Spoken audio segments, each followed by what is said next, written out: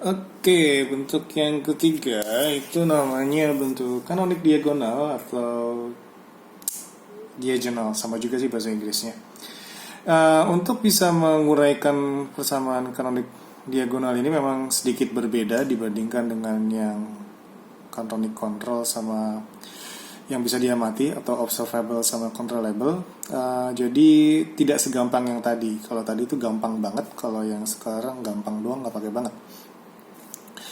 Jadi untuk bisa memecahkan persamaan diagonal ini kita harus menguraikannya dan mencari bentuk-bentuk pemecahannya yang pernah diajarkan dulu di sistem kendali kontinu untuk memecah persamaan Laplace.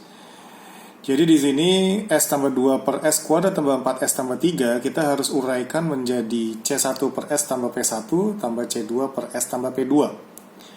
Di mana C1 C2 akan mempengaruhi matriks C, P1 P2 akan mempengaruhi matriks A. Oh ya, untuk matriks B gampang banget, itu tinggal satu-satu.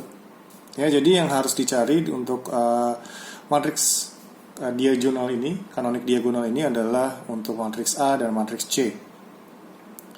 Ya, jadi persamaan ini S tambah 2 per S kuadrat tambah 4S tambah 3 itu kita harus uraikan menjadi C per S tambah P1 tambah C per S tambah P2.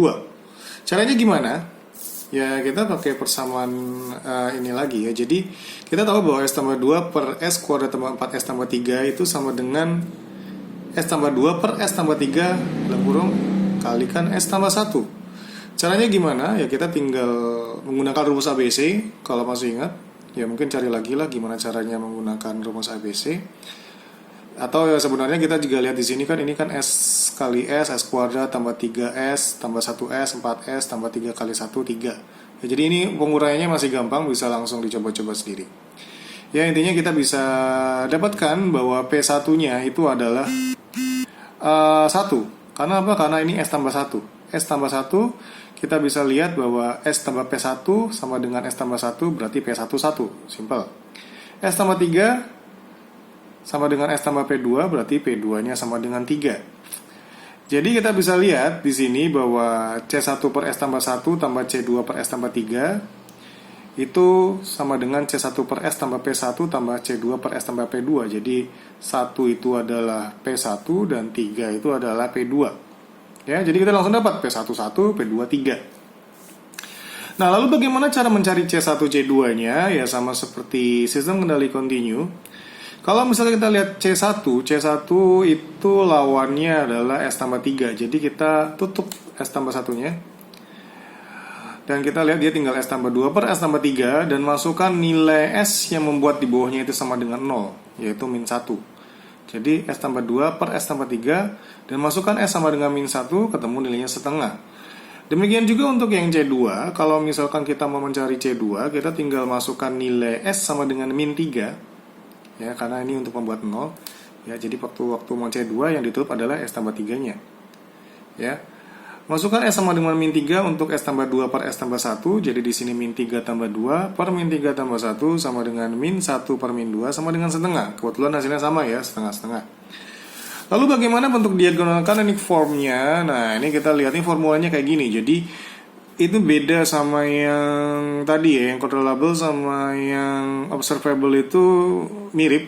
Jadi cuma ngubah posisi doang, posisi berbaris sama posisi tiduran sama posisi berdiri, ya sama-sama gitu, dan mengganti B sama C sama C sama B jadi mudah. Tapi kalau yang diagonal canonic form memang agak sedikit beda.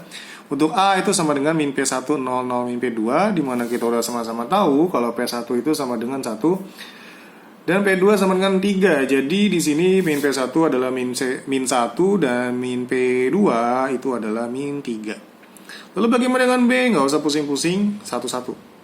Kalau tadi yang yang controllable canonic form kan 01 ya. Kalau di sini langsung satu-satu, nggak usah ngitung-ngitung yang lain. Jadi beratnya kalau misalkan malas ngitung, paling tidak nilai B itu tahu. Untuk C itu sama dengan C1 C2 itu sama dengan setengah-setengah. Dia sama dengan 0. Jadi ini ya untuk yang canonic diagonal. Ini ya maksudnya caranya sedikit beda sama yang tadi. Jadi harus ngerti bagaimana cara menguraikan ini menjadi ini. Ya, ini udah diulang-ulang terus ya. Ini Dari sistem kendali kontinu sudah dibahas, lalu dibahas di sistem kendali discrete juga sebagian, malah pakai ZZ segala di situ. Nah sekarang di sistem kendali modern ini juga dibahas. Memecah ini memang ilmu dasar banget yang memang harus selalu diingat sepanjang masa. Oke.